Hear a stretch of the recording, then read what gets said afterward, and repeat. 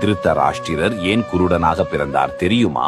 மகாபாரத போர் முடிந்த பின் திருதராஷ்டிரர் கிருஷ்ணரிடம் கேட்டார், கிருஷ்ணா, நான் குருடனாக இருந்தாலும் விதுரரின் சொல் கேட்டு தர்மம் தவறாத நியாயமான ஆட்சி செய்தேன். அப்படி இருந்தும் என் 100 மகன்களில் ஒருவர் கூட உயிர் பிழைக்காமல் அனைவரும் இறந்ததற்கான காரணம் என்ன என கேட்டார்.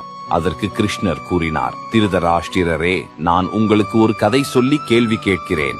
அதற்கு நீங்கள் பதில் கூறினால் உங்களின் கேள்விக்கு பதில் அளிக்கிறேன் என்று கூறி கதையை கூறத் தொடங்கினார். ஒருமுறை நீதி தவறாமல் ஆட்சி செய்த அரசனிடம் வறியவன் ஒருவன் சமையல்காரனாக சேர்ந்தான். மிகச் சுவையாக சமைத்து அரசரை பிரத்யோகமாக கவனித்ததால் விரைவில் தலைமை சமையல்காரனாக உயர்த்தப்பட்டான். ஒரு நாள் அரசனுக்கு வித்தியாசமான சுவையை கொடுத்து பரிசு பெறும் நோக்கில் அவனுக்கு விபரீதமான யோசனை ஒன்று தோன்றியது. அரண்மனைக்கு அருகில் இருந்த அன்னப்பறவையின் குஞ்சு ஒன்றை பிடித்து சமைத்து அரசனுக்கு பரிமாறினான். தான் சாப்பிடுவது இன்னதென்று தெரியாமல் அந்த சுவையில் மயங்கி அரசர் அதை விரும்பி சாப்பிட்டார். இதை அடிக்கடி சமைக்குமாறும் கட்டளையிட்டு அந்த சமையல்காரனுக்கு பரிசும் அளித்தார்.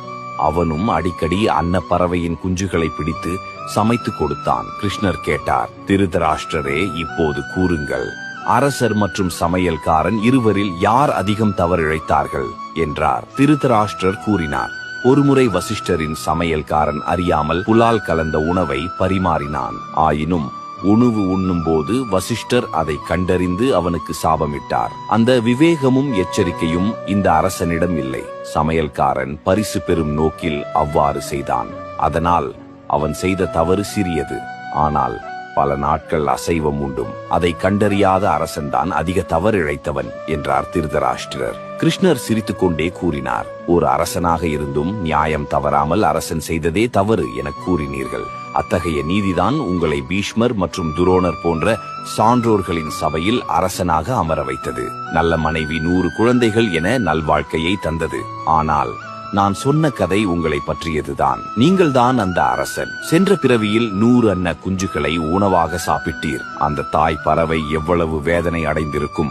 இப்போது நீ 100 மகன்களை இழந்து அந்த வேதனையை உணர்ந்தாய். கண்ணிருந்தும் தினம் தினம் அந்த 100 அன்ன குஞ்சுகளை ருசித்து சாப்பிட்டிருக்கிறீர். கண்கள் இருந்தும் வேறுபாடு தெரியவில்லை. நீர் செய்த பாவத்தினால் தான் இப்பிறவியில் குருடனாக பிறந்தீர். ஒன்றை நினைவில் கொள்ளுங்கள், நாம் எத்தனை ஜென்மங்கள் எடுத்தாலும், இந்த பிரபஞ்சத்தில் எங்கு இருந்தாலும் நாம் செய்த பாவத்திற்கான தண்டனை சரியான நேரத்தில் கிடைத்தே தீரும். இதுவே நியதி என்றார் கிருஷ்ணர்.